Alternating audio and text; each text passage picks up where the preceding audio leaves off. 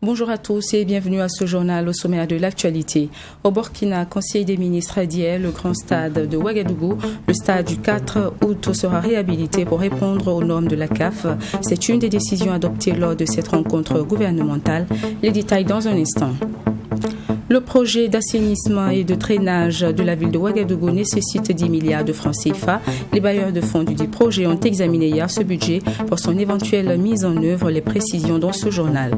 Le Mali célèbre son 61e anniversaire de l'indépendance, une célébration placée sous le signe de l'union sacrée des Maliens autour de la réussite de la transition.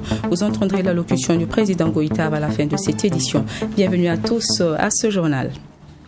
Conseil des ministres burkinabé tenu hier à Ouagadougou, le Conseil a entre autres adopté un rapport pour la réhabilitation et la normalisation du plus grand stade du Burkina, le stade du 4 août. Les ministres ont aussi examiné un projet de loi portant relecture du Code de travail. Abdoulrahim Yeye vous fait le point de cette rencontre ministérielle hebdomadaire.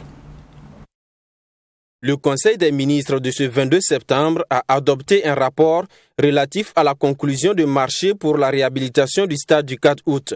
D'un montant global de plus de 15 milliards de francs CFA, ces travaux de réhabilitation vont s'étendre sur un an et permettront de mettre le stade aux normes. Et le financement est assuré par le budget de l'État pour ces exercices 2021, 2022 et 2023. Le deuxième rapport est relatif à la conclusion des marchés par la procédure d'entente directe pour la réalisation d'infrastructures sportives dans le cadre des manifestations du 11 décembre 2021 dans la région du plateau central, notamment à Zignaré, Zorgo et Boussé. Le Conseil a marqué son accord pour la conclusion des 10 marchés pour un montant total de 1 352 925 000 francs CFA TTC. Au titre du ministère de la fonction publique, le Conseil a examiné un projet de loi portant Code du travail. Ce projet vise une relecture de la loi numéro 028 portant Code du travail afin de répondre aux attentes des acteurs du monde du travail.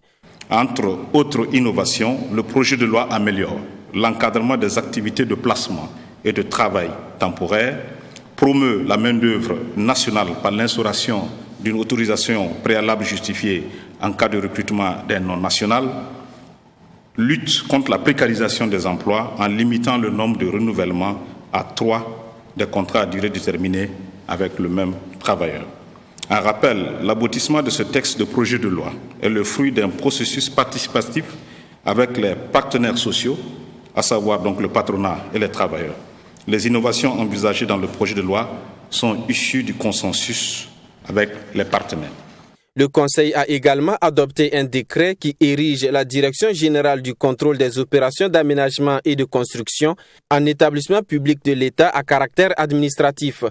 Cette nouvelle donne permettra de mieux contrôler la qualité des constructions et des aménagements dans le pays. Désormais dénommé Office national du contrôle des aménagements et des constructions. Cet office, qui a pour rôle de contrôler toutes les formes d'aménagement et de construction réalisées sur le territoire national et de faire respecter la réglementation, dispose désormais de la personnalité morale et des moyens financiers adaptés à sa mission rendue critique par le non-respect des normes d'aménagement et de construction dans notre pays ces dernières années. Le Conseil, en adoptant donc le décret qui érige cette direction en EPA, établissement public à caractère administratif, souhaite donner donc les moyens au gouvernement de mieux contrôler la qualité des aménagements urbains et des constructions sur l'ensemble du territoire national. Pour le ministère en charge de l'Éducation nationale, le Conseil a adopté un décret portant organisation du dit ministère. Une réorganisation qui permettra au MENA-PLN d'organiser désormais l'examen du baccalauréat. Rencontre gouvernementale toujours, un rapport relatif à un décret portant fixation des conditions de fourniture locale dans le secteur des mines a été adopté. Un décret dans le but de faire bénéficier aux entreprises locales des contrats de prestation de services de la part des sociétés minières. Pour le ministre burkinabé en charge des mines et des carrières, Bachir Ismaël Ouedraogo, ce décret vise à promouvoir les entreprises locales afin de parvenir à une expertise nationale dans le domaine des mines. Écoutons le ministre en charge des mines, il est au micro d'Abdoulhaï Nigné. Il faut dire que ce décret est attendu depuis pratiquement 2003, avec l'embellie donc du cours de l'or. Le Burkina Faso est devenu donc, en tout cas, un des grands pays producteurs, en tout cas en Afrique. Mais force est de constater que les retombées se faisaient attendre pour donc nos entreprises locales. Je puis dire qu'aujourd'hui c'est un grand jour pour notre secteur, parce qu'avec ce décret, les sociétés minières maintenant ont obligation, dans la chaîne donc d'achat, de réserver un certain pourcentage pour les entreprises locales et de faire de telle sorte que cette manne-là que nous avons puisse réellement bénéficier aussi aux entreprises burkinabées. Je prendrai quelques exemples. Quand vous regardez par exemple la chaîne donc de fourniture des hydrocarbures et des lubrifiants, vous avez donc, ce sont des entreprises burkinabées qui s'occupent donc du transport, que ce soit du port jusqu'à la mine. Mais nous n'avons pas donc d'entreprises burkinabées qui sont présentes donc dans cette chaîne-là. Avec donc ce décret, les mines ont obligation de réserver un certain pourcentage pour les entreprises locales. Je pense que c'est une très grande victoire. Saison pluvieuse et inondations à Ouagadougou, une situation due au manque de canalisations adéquates. Afin de pallier à ces catastrophes périodiques, la mairie de la ville de Ouagadougou s'active pour la concrétisation du projet d'assainissement et de drainage de Ouagadougou-Pado. 10 milliards de francs CFA sont requis pour ce projet afin de renforcer le système de drainage des eaux usées et de pluie. Les bailleurs de fonds ont examiné hier ce budget. Les détails avec Mami Triana Kamabou. En saison pluvieuse, plusieurs quartiers de Ouagadougou sont confrontés à des inondations pour manque de canalisation adéquate. La concrétisation éventuelle de ce projet d'assainissement et de drainage de Ouagadougou-Pado constitue un moyen de renforcer le système de drainage des eaux usées et de pluie dans la capitale burkinabé. Ce mardi 21 septembre 2021, le maire de Ouagadougou a reçu les principaux bailleurs de fonds et le projet a été présenté. Oui, nous sommes venus comme équipe Europe, alors aussi avec la Commission européenne et tous les partenaires européens pour échanger et pour parler avec le gouvernement et toutes les instances du gouvernement, le gouvernement central mais aussi les municipalités, pour comprendre quels sont les besoins du Burkina Faso et comment nous pourrons travailler ensemble en partenariat sur ces priorités communes. Et l'une des priorités, c'est bien sûr tout ce qui est l'adaptation au changement climatique. C'est un projet que nous avons fait ensemble avec l'Agence française de développement et la Commission européenne. C'est de l'eau, drainage, mais aussi l'opportunité pour l'agriculture et pour le travail. Le projet portera sur l'aménagement du canal de Tanga d'une longueur de 5 km et de 6 750 millilitres de caniveau. La mise en œuvre de ce projet va contribuer au développement urbain ainsi qu'à la préservation de l'environnement et de divers équipements socio-économiques dans la ville de Ouagadougou. Vous savez que pour une ville, pour qu'elle soit viable, il faut l'assainir. C'est bien de faire des routes, mais si vous ne prévoyez pas des caniveaux où les eaux pluviales peuvent passer, automatiquement, ces eaux vont prendre la route. Parce que la route, c'est un fleuve par excellence. Donc, il faut faire les caniveaux pour permettre aux eaux de pouvoir s'écouler vers l'exutoire naturel des eaux de la ville de Ouagadougou, qui sont les différents barrages et le parc urbain Bangrou. Donc, je pense que c'est un investissement structurant pour notre capitale. Les bailleurs de fonds de ce projet, à savoir la Banque européenne d'investissement, l'Union européenne et l'Agence française de développement, ont eu droit à une visite guidée du site. Le coût global du projet s'élève à 15 millions d'euros, soit près de 10 milliards de francs CFA. Renforcement de capacité sur le warantage au profit des femmes rurales, initiée par la Fondation Konrad Adenauer. Cette formation tenue du mardi au mercredi visait à outiller les responsables d'associations féminines sur les enjeux de l'acte uniforme de l'OHADA et le warantage au Burkina. Les échanges ont porté sur l'élaboration des outils à utiliser dans le système de warantage et la mise en œuvre des conditions d'accès au crédit de warantage ainsi que sa durée. Michael Toukri pour le compte-rendu. Au Burkina Faso, les femmes rurales et leurs enfants représentent près de 70% de la main-d'œuvre agricole et très souvent le fruit de leurs récoltes est bradé faute de système de stockage. Le pays, en vue de mettre à l'abri les récoltes, a mis en place une politique de warantage afin de stocker dans de bonnes conditions les productions agricoles. Cet atelier voulu par la Fondation Konrad Adenauer est le lieu d'expliquer à ces femmes responsables d'associations féminines les enjeux du warantage au Burkina Faso. Il faut dire que le warantage, c'est d'abord une pratique que nous mettons en œuvre dans le souci de faire en sorte que les femmes ne puissent plus brader leur production. Vous savez que dans le contexte du Burkina, à la veille ou en tout cas à la sortie de chaque hivernage, les productions agricoles n'ont pas de valeur. Et comme elles n'ont pas de valeur et que les femmes doivent aider les enfants à aller à l'école, elles doivent faire face à un certain nombre de besoins familiaux. Elles sont obligées d'aller vendre leurs haricots, leur maïs, leur riz sur le marché à des vils prix pour que d'autres personnes puissent en profiter. C'est pour cela qu'avec le système de warantage, on a la possibilité de mettre de côté de façon sécurisée ces productions en les valorisant et ça leur permet d'avoir accès à un crédit que normalement elles n'avaient pas droit. Le second volet de cet atelier va mettre l'accent sur les enjeux de l'acte uniforme de l'OHADA. L'objectif est d'expliquer aux femmes les avantages qu'offre l'organisation pour l'harmonisation en Afrique des droits des affaires dans le cadre de la compétitivité des chaînes de valeur des filières agricoles. Ce qui est d'essentiel en termes de changement dans la vie des femmes, c'est cette autonomie que ça va leur donner de disposer de ressources et de pouvoir mieux valoriser les produits et de leurs efforts, donc leur production. Voilà les textes qui protègent l'écoulement et ouvrent de perspectives plus élargies à cet écoulement, à l'écoulement des produits qui a toujours été un problème pour le monde paysan d'une manière générale, malgré les efforts des États pour encadrer cet espace de production au plan national. La Fondation Konrad Adenauer est un think tank allemand qui a été créé en 1955. Elle intervient dans les domaines comme la sécurité, le droit de la femme, la sécurité alimentaire. Cette fondation, depuis 2016, met en œuvre un projet d'accès des femmes à la terre en milieu rural dans les régions de l'Est et du Sahel au Burkina Faso.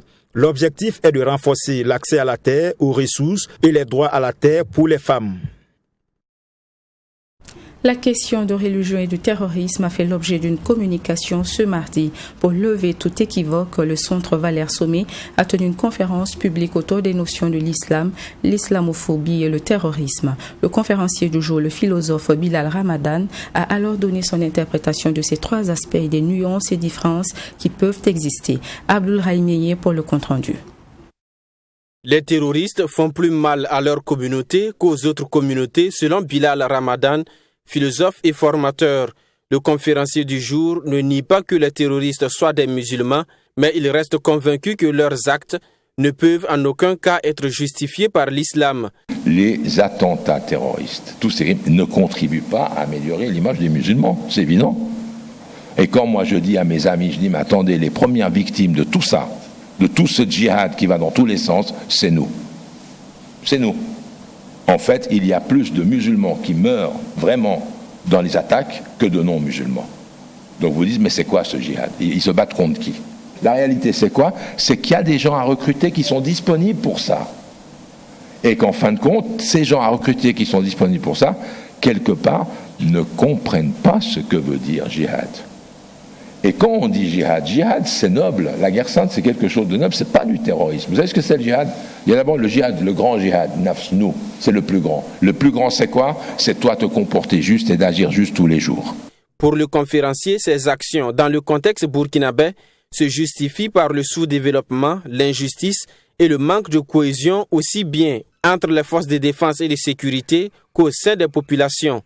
que nos dirigeants n'ont pas été à la hauteur des défis. Et moi, je me suis dit, mais d'abord, si Sankara était encore ici, ben, ça ne serait pas arrivé. Vous savez pourquoi? Parce que Sankara a fait la seule chose qui peut limiter ça. La confiance de chacun en chacun, la solidarité. L'armée aimait des gens, l'armée aimait du peuple. Aujourd'hui, les militaires au Burkina, je vous assure que c'est olé olé. Hein. C'est la guerre entre eux, c'est la guerre des clans. C'est des réalités. Et il y a un vrai problème. Alors moi, je suis peut-être un peu utopiste, mais j'aime bien cette utopie, parce que j'aime beaucoup Sankara. Donc j'aime à penser que la cohésion de la société, le niveau d'élévation de la société, c'est ce qui vous préserve du terrorisme. Ça, c'est évident pour moi. Autre phénomène qui peut justifier le terrorisme, c'est l'injustice faite aux musulmans, surtout dans les pays occidentaux comme la France. Pour le conférencier, cette islamophobie s'accentue avec l'émergence de musulmans intellectuels engagés pour la justice sociale. Même les gens qui défendaient les musulmans, je pense à beaucoup d'intellectuels comme François Burgat, on vient de les nommer les islamo-gauchistes. Si je suis une femme qui veut se voiler, je n'ai pas le droit, mais si 2 hommes veulent se marier, 2 femmes veulent se marier, adopter des enfants, elles ont. Qui est malade? Si c'est ce que vous voulez, soyez libres, mais donnez la liberté aux femmes qui veulent se voiler de travailler, de vivre. Donnez-leur. Jouez le jeu de la liberté. Mais ne dites pas liberté, égalité, fraternité, et la liberté, elle est que pour vous, et la fraternité est que pour vous, et que l'égalité, elle est pour personne. C'est pas possible. Notons que cette conférence a été initiée par le Centre Valère Sommet en collaboration avec le Centre national de presse Norbert Zongo. L'objectif du centre est de participer à la formation citoyenne, politique et idéologique de la jeunesse burkinabé et africaine en général. Sécrabisme au Burkina, les adeptes de ce mouvement spirituel dénoncent un acharnement de la justice sur leurs membres, fréquemment auditionnés, incarcérés. Ils ont pour ce faire tenu une conférence de presse samedi dernier pour prendre l'opinion publique à témoin de l'obstination de la justice burkinabé à leur égard. Selon ces derniers, un groupe de gens influents, dont des ex-sécrabiens, travaillent à discréditer leur congrégation spirituelle. Détail avec Michael Tougré. À travers cette sortie médiatique, Diasebedi, Nyonli et ses camarades dénoncent un acharnement sur le mouvement. Certains de leurs camarades sont poursuivis par la justice et d'autres écroués à la maison d'arrêt de correction de Ouagadougou. Selon les conférenciers, ceux qui font le malheur des sécrabiens aujourd'hui ne sont autres que d'anciens disciples de ce mouvement. Parmi ces derniers, un magistrat qui, selon les conférenciers, fait obstruction à leur dossier. À véritablement parler, c'est qu'à l'intérieur de ceux qui portent plainte contre les sécrabiens, il y a un magistrat qui fait obstruction à ce que nos plaintes prospèrent. Alors, s'il n'y avait pas un magistrat, nous sommes sûrs et certains que ce groupe-là ne pouvait pas tenir devant nos plaintes. Ça allait prospérer. Parce qu'on a produit une expertise informatique qui prouve les liens entre tous ceux qui sont dans ce groupe avec le magistrat. Voilà. Mais par la suite, ils sont arrivés à supprimer certaines pages qu'on avait déjà capturées ou on a fait des expertises là-dessus. Aujourd'hui, il n'existe encore que 2 pages qui continuent encore de saboter le sécrabisme et notre guide. Ces membres du mouvement Sécrab invitent le procureur du Faso à se saisir de leur dossier afin que leur mouvement ne soit plus discrédité et surtout faire la lumière sur les personnes tapies dans l'ombre qui portent un coup dur à leur mouvement à travers les réseaux sociaux. Et nous souhaitons vraiment de la justice et surtout du procureur près du tribunal de grande instance de Ouagadougou qu'il fasse clémence à ceux qui ont fait l'objet d'un mandat de dépôt et que les plaintes que nous avons eu à déposer puissent avoir lumière. Qu'au moins qu'on nous dise aussi ce que les autres ont fait. Et d'ailleurs, nous avons des preuves là-dessus. Maintenant, si ce que nous avons fait, il y a des contre-expertises qui montrent que nous sommes véritablement les seuls à commettre des fautes, qu'on nous le dise aussi. Faut-il le rappeler que le sécrabisme est un mouvement spirituel qui a pour objectif principal de rendre la liberté mentale aux peuples africains, laquelle liberté, selon les conférenciers, sera gage de développement. Le programme agroalimentaire pour la résilience intégrée et le développement économique du Sahel Pro-Aride a entamé une série d'échanges avec les autorités communales sur le processus de mise en place des services fonciers ruraux ou bureaux domaniaux. 5 communes ont pris part à cet atelier tenu du 20 au 21 septembre dans la boucle du Moun. Pour les communes participantes, cette activité permettra de mieux gérer la question foncière. Joseph Koudgo. C'est parti pour la série des ateliers régionaux d'échange avec les autorités communales sur le processus de mise en place des services fonciers ruraux ou bureaux domaniaux. Il s'agit ici, pour ce premier pas dans la région de la boucle du Moun, de sensibiliser les autorités communales sur le dispositif légal et réglementaire sur la mise en place du SFR-BD. Une initiative à mettre à l'actif du programme agroalimentaire pour la résilience intégrée et le développement économique du Sahel Pro-Aride, mis en œuvre par l'Organisation néerlandaise de développement SNV. Nous inscrivons dans la durabilité de toutes nos interventions. Et qui parle de durabilité parle forcément de la sécurisation foncière. Parce qu'on ne peut pas aller construire des unités de transformation ou autres ou aménager des bas-fonds rizicoles sur des fonciers qui vont être à problème. Spécifiquement, c'est essayer de collecter des données d'abord sur le niveau de compréhension de ce processus-là et voir aussi est-ce que ces services existent au sein des mairies d'intervention et maintenant quelles sont les difficultés que ces mairies-là rencontrent pour pouvoir sécuriser les terres. Ces ateliers se tiennent dans le cadre d'un partenariat noué entre l'Observatoire national du foncier et l'Organisation néerlandaise de développement.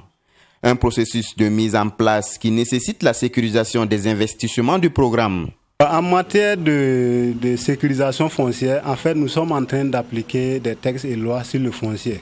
Maintenant, si les textes n'ont pas évolué, en fait, ce que les prédécesseurs ont fait, nous ne pouvons que s'appuyer sur l'existant pour pouvoir aller de l'avant. Donc, avec le Millennium Challenge et contre le MCA, voilà, on a pu accompagner les communes de Di-Gassan, voilà, dans le processus de mise en œuvre de la loi 034-2009. Et quand on a fait les travaux, on s'est rendu compte que ces communes sont un peu en avance par rapport aux autres. Donc on va s'appuyer sur, en tout cas, les résultats acquis par ce projet-là. Pour les bénéficiaires, cette activité vient soulager un tant soit peu les différentes communes qui rencontraient des difficultés dans divers domaines. Déjà, l'activité en tant que telle est une activité qui vient à point nommé, parce que nos communes étaient dans des problèmes. Le projet Pro-Aride qui est venu pour accompagner nos communes dans plusieurs domaines, surtout dans le domaine du développement local, en matière d'agriculture, environnement et puis élevage. Il est attendu de ces autorités communales des séances de sensibilisation sur le processus de mise en œuvre du programme. 5 communes ont pris part à cet atelier dans la boucle du Moun. Cette série d'ateliers se poursuivra dans 4 autres zones d'intervention. Après 6 mois de chantier, la société immobilière Abdoul Service International a procédé ce lundi à Bobo Dioulasso à la remise des clés de plus d'une centaine de nouveaux logements aux acteurs du monde universitaire de la ville de Sia.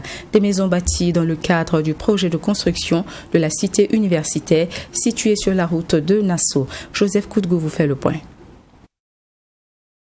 La communauté universitaire de l'université Nazi Boni de Bobo Dioulasso reçoit ici les clés d'une nouvelle cité en son nom. Ce projet est né d'un partenariat entre l'université Nazi Boni et la société immobilière Abdoul Service International. Les souscripteurs de la première phase de ce projet reçoivent officiellement les clés de leur logement. Bonsoir, je suis un président de la mutuelle des agents de l'UNB Comblé et un représentant des bénéficiaires des logements, des premiers logements sociaux, très heureux. Et aujourd'hui, les maisons que nous venons de réceptionner sont vraiment des maisons qui ont été bien construites et nous sommes très contents et très heureux pour cela. Un projet qui se concrétise pour le bonheur des premiers responsables de l'enseignement supérieur. C'est un chantier qu'il fallait engager parce que la quiétude, la tranquillité dans les universités et les centres de recherche dépend aussi du contexte familial, social dans lequel évolue le personnel. Et donc cette opération permet à tous ceux qui ont pu s'inscrire de se dire enfin, le plus compliqué est fait, ce qui reste devant me paraît plus facile. Il faut faire en sorte que dans toutes les villes universitaires, qu'on puisse les accompagner à faciliter l'acquisition de villas, quel que soit le coût, qu'ils puissent effectivement avoir de quoi mettre leur famille à l'abri. Je pense qu'on a échangé déjà par rapport à Thomas Sankara et à Joseph Kizerbo. On doit bousculer pour y arriver. À travers la réalisation de ces infrastructures, la société immobilière Abdoul Service International dit vouloir concrétiser la vision du gouvernement qui est de permettre à chaque Burkinabé d'avoir un logement décent. Vraiment, c'est un défi qui a été relevé pour nous parce qu'au moment quand on débutait le projet, beaucoup de gens ne croyaient pas. Et nous nous battus matin, midi, soir pour que vraiment ce projet soit réalisé. Dieu merci aujourd'hui, le rêve est devenu réalité. Nous allons aussi remercier la Banque agricole qui a vraiment fait des efforts pour nous accompagner, malgré qu'il y avait des doutes au départ sur le projet. Aujourd'hui, nous sommes vraiment très ravis. Il y a un proverbe qui a toujours dit, quand on te critique dans ton travail, il faut le répondre par le travail. C'est ça que nous avons fait ce soir. Nous remercions le bon Dieu nous avons permis quand même de livrer ces logements-là ce soir. Ce sont des logements type F2 social, F3 social, F3 semi-fini, F3 économique et F4 standing qui ont été réalisés pour le bonheur des bénéficiaires. 800 autres logements sont en projet pour la deuxième phase. Et du sport pour vous, football, finale de la deuxième édition de la Coupe de l'Unité et de la Cohésion sociale, jouée ce samedi sur le terrain Oumaro Kanazoué de Yako dans la région du Nord. Cette coupe a été organisée par le directeur général du FPDES, Bruno Compaoré, et l'ex-international burkinabé Madi Panantigré. Le match a opposé l'équipe du secteur 2 à celle de Gomposoum et c'est l'équipe de Gomposoum qui a remporté le trophée après l'épreuve des tirs au but. Yassine Saoudgo vous en dit plus. C'est une finale qui a drainé du monde sur le terrain Oumaro Kanazoué de Yako. L'équipe du secteur 2 et celle de Gomposoum sont les deux formations qui se retrouvent une fois de plus en finale après celle de la première édition. Dès le coup d'envoi, on assiste à un temps d'observation des deux équipes. Par la suite, les actions de but vont commencer à se multiplier de part et d'autre sans que le ballon ne se loge au fond des filets. La mi-temps intervient sur le score de parité 0 but partout. À la deuxième partie du jeu, les deux équipes vont tenter chacune de faire la différence, mais sans succès jusqu'à la fin du temps réglementaire. C'est à l'épreuve des tirs au but que l'équipe de Gomposoum fait la différence.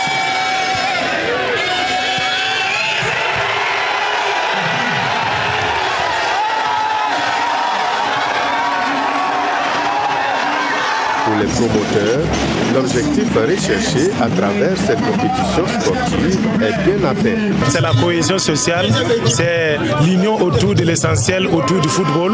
Moi, je suis de l'administration, lui, c'est un grand sportif, un ancien international qui est toujours attaché à son pays par le sport. Donc, c'est la cohésion, c'est l'unité, la promotion du sport à travers la jeunesse. Voilà l'objectif principal de cette coupe. Cette finale de la deuxième édition était placée sous la présidence de Simon Compaoré, un invité de marque qui dit être venu honorer les promoteurs et accompagner leur vision, celle de mettre le sport au service de la promotion de la cohésion sociale. Si vous nous voyez présents ici à Yako, c'est justement qu'on tenait à venir saluer une telle initiative venant de deux jeunes qui ont à cœur la question de la cohésion, de l'unité.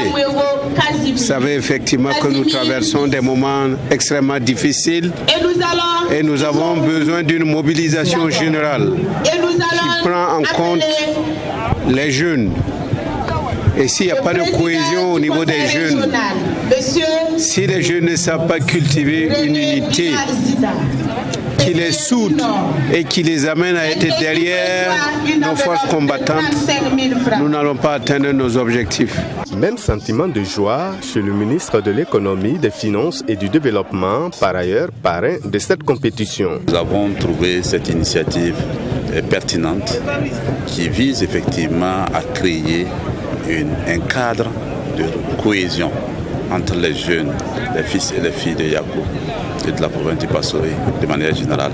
Et nous avons trouvé que cette initiative est louable et c'est bon que nous puissions justement, dans ce contexte particulier où notre pays est confronté à des problèmes donc de cohésion, des problèmes de mésentente entre certaines parties de nos fils. Parce qu'il faut se le dire que parmi les terroristes aujourd'hui, ce n'est pas des étrangers, ce sont des Burkinabés. Et donc nous pensons que c'est l'occasion de lancer aussi un appel à la cohésion. La deuxième édition de la Coupe de l'Unité et de la Cohésion sociale a débuté dans le mois de juin avec 17 équipes. L'équipe du secteur 2, finaliste malheureuse, reçoit un jeu de maillot, des médailles d'argent, un trophée et la somme de 400 000 francs CFA. Quant à l'équipe victorieuse, elle repart avec un jeu de maillot, 2 ballons, des médailles en or, 500 000 francs CFA et les trophées.